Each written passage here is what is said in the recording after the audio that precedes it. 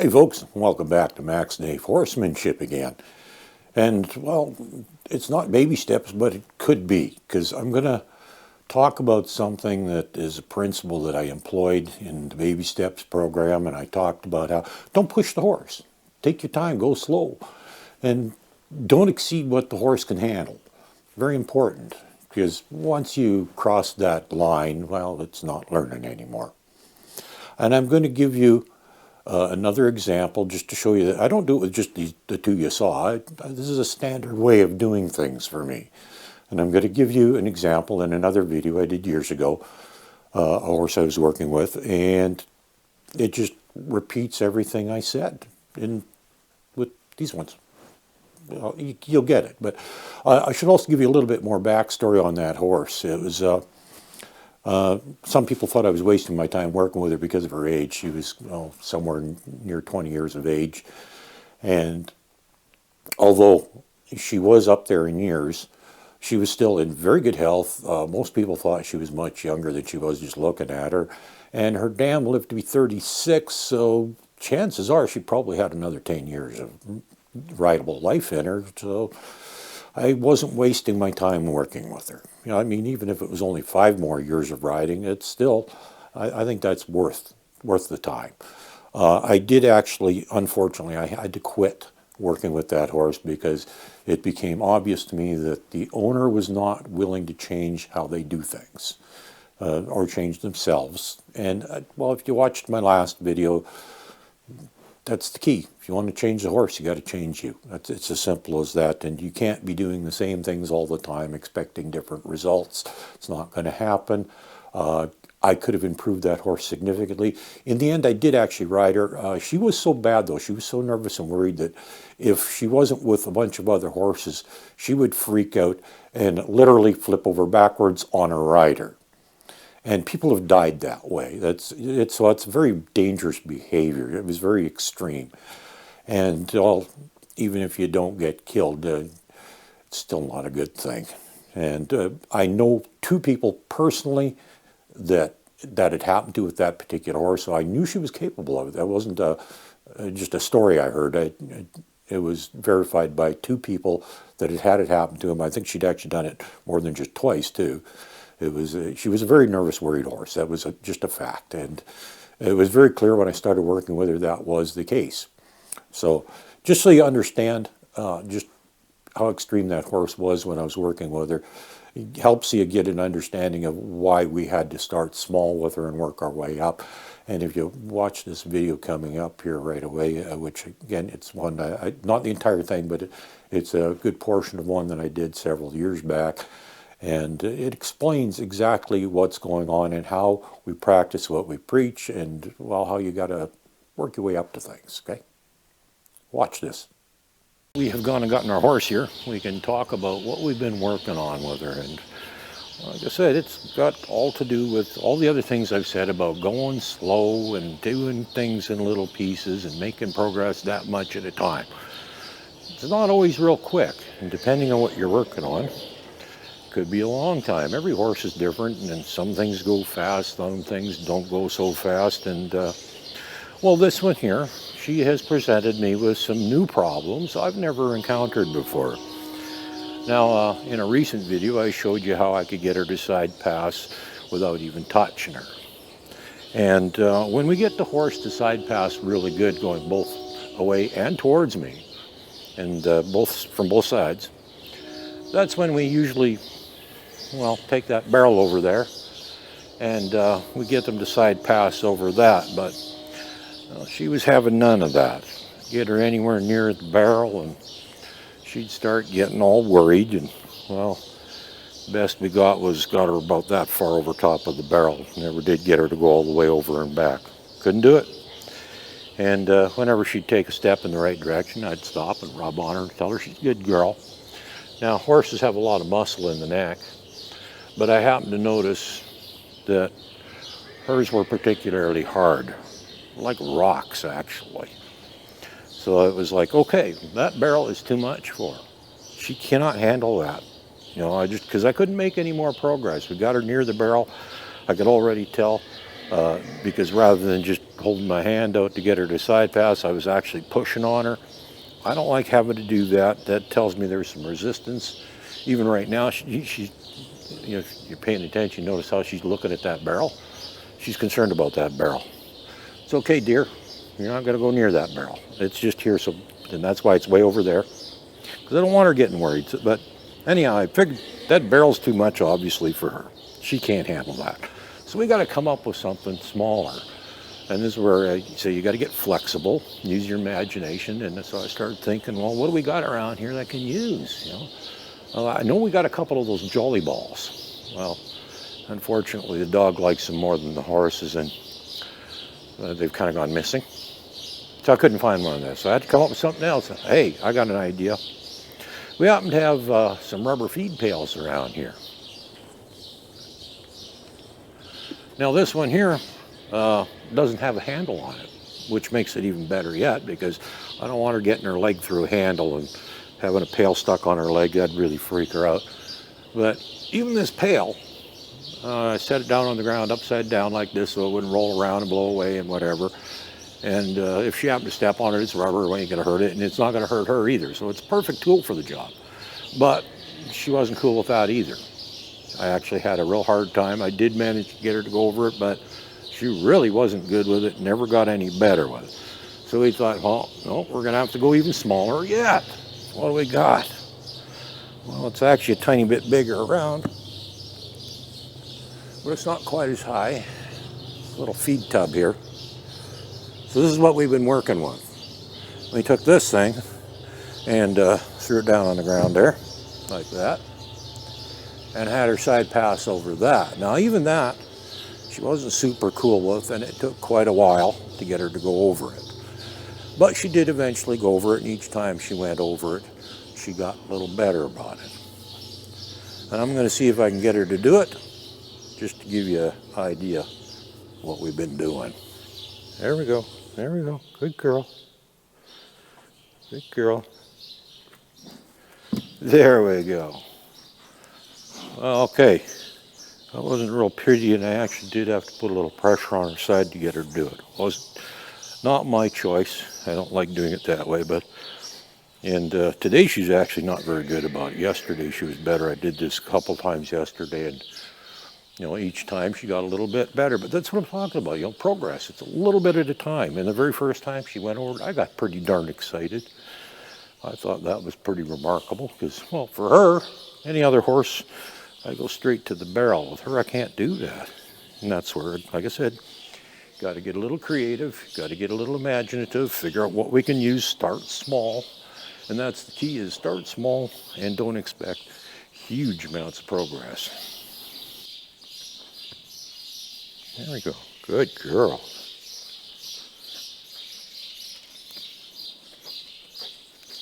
And there we go. Have we got the barrel yet? No, heck no. We aren't to the barrel yet, but that's okay. She went over that thing. I'm happy with that.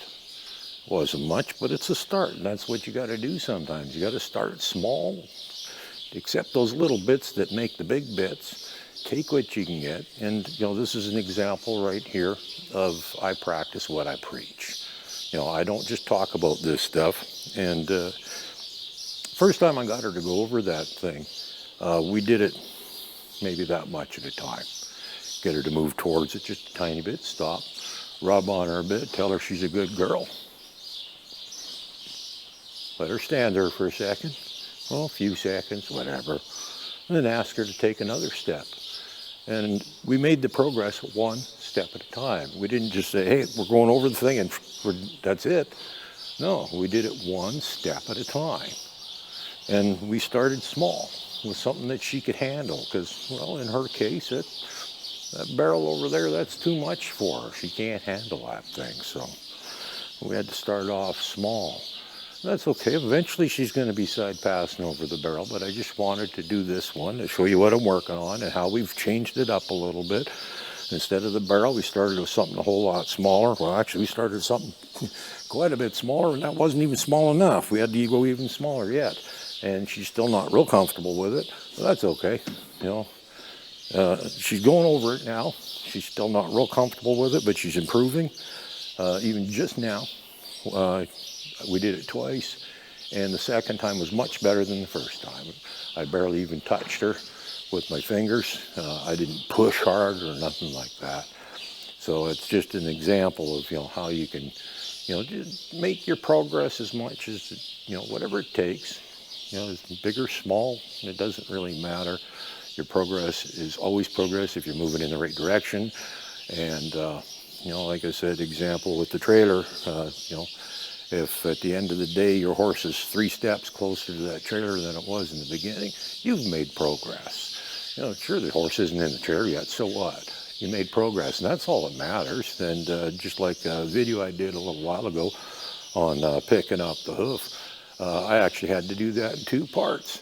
A lot of people think it's pretty simple, just go over to the horse and pick up a hoof. No, it's not that simple. There's a whole lot of stuff involved, and prior to that you got to go through. There's different ways of doing it, and even after the fact, I left stuff out, and I even did an add-on later on in the 3rd video, and I still left stuff out. There's still, man. But that's what happens when you don't script anything. Oh, on that note, I finally figured out why I don't have a great number of views on my videos. It means I'm doing it right.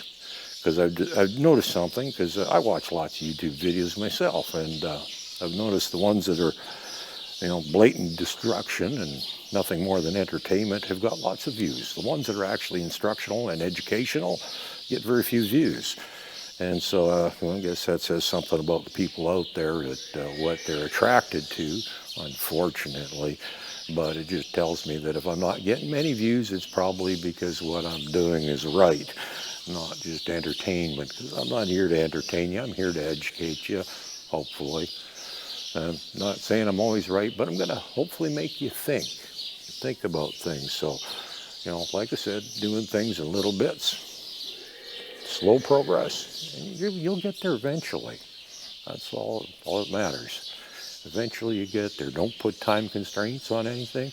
Don't make your goals too big. If you have to, make your goal a little smaller, or a lot smaller if you have to. It doesn't matter, because once we get her to go over that, we've made progress. It doesn't matter that we started small. We're going to work up to something a little bigger. Maybe the pail, and then maybe we'll put the pail on top of the feed tub. Maybe we'll use a bigger feed tub, and then eventually we'll work our way up to the barrel a little bit at a time. We're not going to do it all at once. So that's what you need to know. Do it slow. Take your time. Start small. Whatever works. So one of the questions that I have been asked is, oh yeah, you're not afraid of the barrel now, are you? I don't have the lead on. She knows I'm not going to try and make her side pass over the thing, so she's got no fear of it. She's a very smart horse. She knows what's coming up. Anyhow, back to what I was talking about. I have been asked, why do I teach a horse to side pass over a barrel? A lot of people would consider that to be circus tricks. No practical purpose whatsoever. Not true at all. 100% practical. In fact, quite a few practical purposes to it. Having an obstacle like that underneath the horse and getting the horse willing to encounter it and go over it, that is a very, very significant factor. If you're riding a horse and you have to step over a log on the trail or whatever the case may be, you want a horse that's not going to get excited about it. That's part of the purpose of doing this. There's another part too. Actually, there's several parts, and I'm going to talk about them all, because that was kind of one of the things I wanted to do in this video, is talk about why I'm doing it in the first place. Because, like I said, once I get the horse good with side pass, and I get it to side pass over the barrel, well, sometimes you might actually want your horse to side pass over an obstacle. Well, in general, you want the horse good with obstacles underneath it. You also want it good with things touching its legs, and occasionally that's going to happen when they're side passing over the barrel. They're going to touch their legs against it. In her case, when she touches her legs against that thing, she gets very, very excited. Well, at least when we're trying to side pass over it. You've seen the video of her jumping over barrels. Barrels don't bother her, not in general. And as you can see right now, I don't even have a lead on, and she's standing there that far away from the barrel. She doesn't care. Anyhow, so you got the objects underneath the horse that it gets used to. Things touching its legs that it gets used to. Both very, very good when you're riding. And the other one, which is, it's part of it, is the side pass. By getting the horse to side pass over the barrel, every time you do that, it gets better at side passing. And that is something that is very handy in the saddle. It's not essential, and it's not something that everybody teaches their horse. But I do, because anybody that's ever done ranch work with a horse knows how valuable a side pass could be. It's not just something you do in dressage. It's actually a very, very functional and practical movement of the horse to be able to move up beside something if you want to reach something. For example, open a gate from the horse's back. Close a gate from the horse's back. All these things, do anything from the horse's back, requires being able to side pass, most of the time anyhow. So it's a very, very handy maneuver to have down and have the horse doing well. So side passing over a barrel, well, you work on your side passing, you work on obstacles under the horse, you work on obstacles touching their legs. So it's actually a threefold thing. It's not just a circus trick for entertaining people. It's actually got practical applications to it, and that is why we do it. Well, taking it slow and easy definitely works. Going slow, little bits. I'll show you what we've accomplished just in a few minutes. We've only done this a couple times now, but well, prior to that first one, we'll say maybe 15 minutes between the first one you saw me do and this one. And I'm going to show you what she can do now by just going real slow and starting small. Let's see. Well, you can see the feed tub on the floor there. And this time I'm going to see if I can even do it without even touching her. There we go. And you'll notice I did not even touch her. Good girl. There we go. There we go. Oh, remember I said to get her side passing both ways. Well, we do that from the other side as well, but I just wait. You understand what I mean when I say side passing both directions. I mean away from me and towards me. And getting a worried horse to side pass towards you over an obstacle, that's a little bit of a trick, and it definitely requires patience. But again, doing things in order, like I've talked about that too, is first we get her to go over it away from us both directions, and when she's comfortable with that, then we can ask her to come towards us. We don't start with that, so it's just another case of doing things in, one step at a time and doing them in order, because if she's too worried about going over that thing, I'm not going to be able to make her do it. And there's no point in even asking her to do it until she's comfortable enough with it that she's ready to do it. And that's what I like. And you'll notice this little stick thing here. I would have used my stick without the little thing on the end of it, but it's in the other room.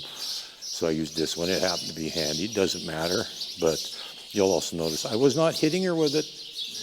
The most I will ever do is actually tap her with it, but she knows how to do this well enough now that I don't even have to touch her with it. In fact, most times all I've got to do is just hold my hand up. Hello, dear. There we go. And there you go. You get to see what happens when you take your time, go slow, do things a little at a time, and you make progress.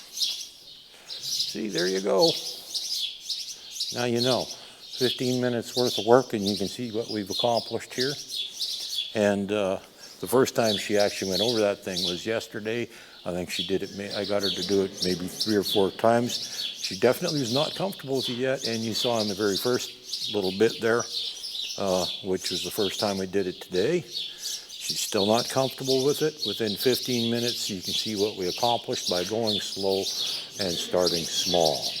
And that is what I wanted to show you, because I just thought that was so important, the whole concept of what we're doing, going slow and starting small, and doing things in pieces, step by step. Like I said, first you get her to go away from you, then you get her to go to you. And before we even tried that, she had to be good at side passing in the first place. So, we had to do that. And before we could do that, she had to be good with leading. So all these things all go in order, one step at a time, a little bit here and a little bit there, all these little pieces, you put them together, and now all of a sudden we got a horse that'll side pass over the feed tub. Pretty soon she'll be side passing over a barrel, and eventually she'll be doing it at liberty as well. Because once she is comfortable with it and knows how to do it, and I make sure I'm clear all the time in my requests, it's not going to be very hard to get her to do it. It's something I've said in one of my previous videos quite some time ago, actually. I should probably do that one again, but really, I primarily do liberty work with my horses. I enjoy that stuff a lot. And it actually just kind of started by accident because it was something I needed to do in working with one of my horses, and it just evolved from there. But, a lot of people get, rather fascinated by it and think it's something pretty neat. And, well, liberty work is just groundwork without the lead on. That's all it is. If you get your groundwork really, really good, you too can do liberty work. Okay, so you got the idea now. Why we do what we do, how we do it, and it's not just something that I've recently been telling people. It's something I've been doing for years, and I hope you got something out of that, because there's some real important stuff there. It might not seem significant, but I mean, if you take your time, progress can be very quick. If you don't push the horse beyond what it can handle, that's very important. These silly little things that you think, oh, I don't need that stuff. No, it all got practical purposes, and there's probably more I didn't even list in that one. So, hope you got something out of that video, and I hope you join me again on the next one, Max Nave Horsemanship. Have a good day.